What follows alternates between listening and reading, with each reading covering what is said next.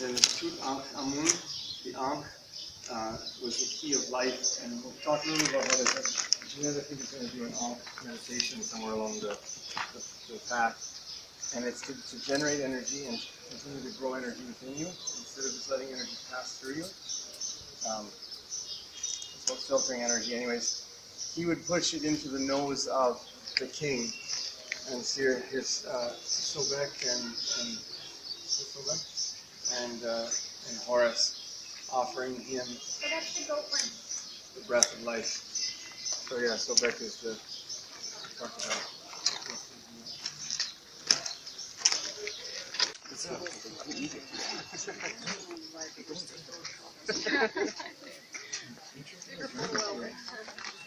Hi, Amira. Hi, Mark. Yeah. You know, this is my very favorite temple in all of Egypt. Yes. Why? Well, because this was the Mecca of all of the temples. This was the place where you would come to find healing, and this is the place where you could come and offer homage to any god that you followed, that you worshipped. There's 7 chapels inside of this temple, and one of the chapels is for, of course, Seti, who built this chapel, Seti I, but the rest honored each of the major gods in the belief of the pantheon. And so each of the deities had their own, so you could bring people from anywhere that would come in, and from all over. As a matter of fact, I'm sure you recall, the boats used to come in and dock where we first came in on that boardwalk there. And the boats came in from the Nile and were brought in here, sailboats and such. So people from all over the Mediterranean, all the way Upper Egypt, all the way to the Mediterranean, would come in here. So I think that if everybody from everywhere came here, I sure am honored to be able to come here. Yes, but I can ask you something? Yeah. Well, someone could ask you why you fly all the way to just do meditation here in Egypt? Well, Egypt has got a collective energy that's more beautiful than where we come from. The history of Egypt is better than the history of anywhere in the world. And you know, the rumors that people talk about it being an unsafe place and an unfriendly place is far from true. The bad rumors, the bad publicity of Muslims versus Christians, there's certainly no truth in it. I can sit next to Muslims, or I can see Muslims or Christians, and there's certainly only love. I'm sure there's some unrest, but of 92 million people in this country, they're probably still 1/10 of the unrest that our country, our free country, our blending pot of countries, Canada. I'd still say you're probably safer here to walk the streets. I don't experience anything except for love.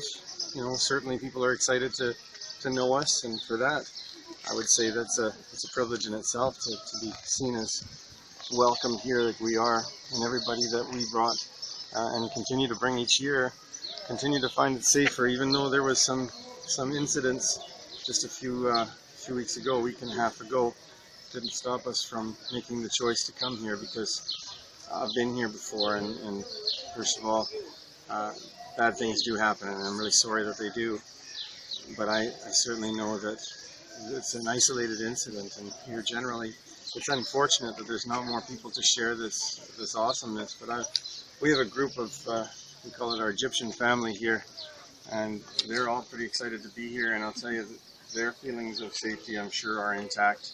Nobody is concerned about that. It's funny for us even to see how many guards and how many police there are for the fact that I suppose they would want us to feel safe. Yes. Well, we've never had any reason. So there is a car of police go around with you when you are moving, yeah, right? they do, and it's funny for us. They're really friendly guys. They don't really do anything except for make us, I guess, feel safe, but we've never had any reason to not feel safe. It's just nice to be treated the way that we are. We are actually treated, I won't say better than at home, but we certainly are treated with respect and safety, and always concern for our well-being here in Egypt.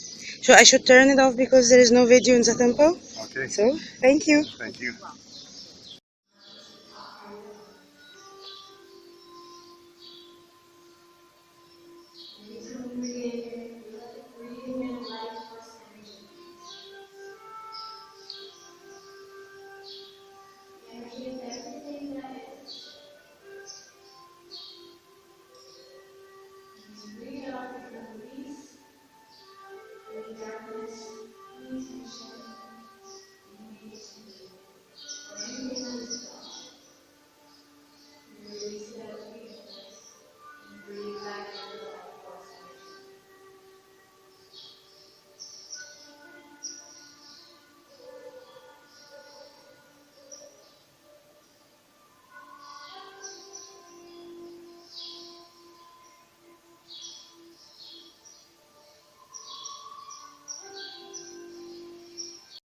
no, I can totally handle seeing anything. I can, no, it's good, it's fine. And then when they finally do show you, you like shit your pants.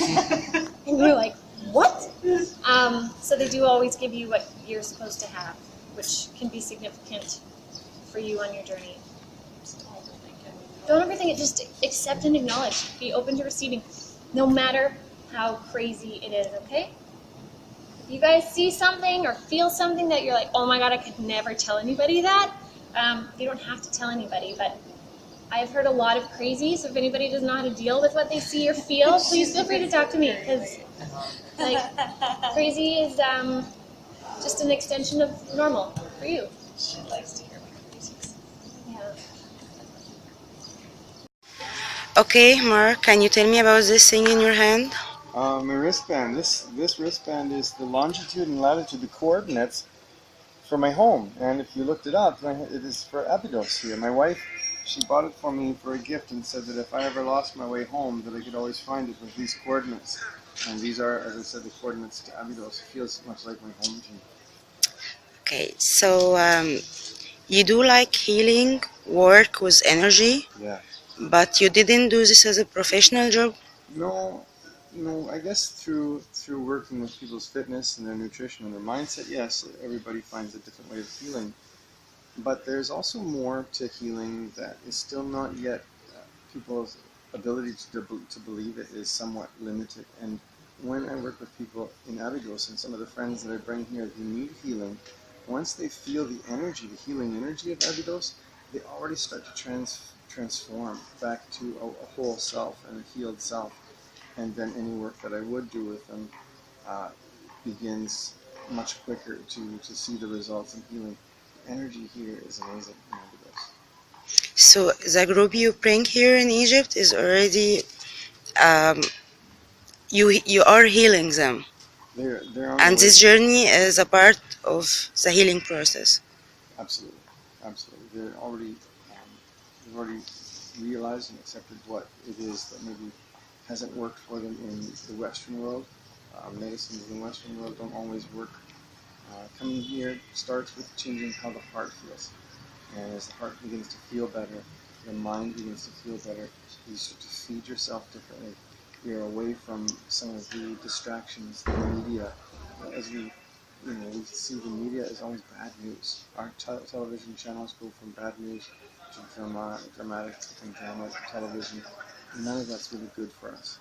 It's good here to unplug, turn your phones off, feel the energy, eat well, and fellowship together, be together, and that begins the healing process.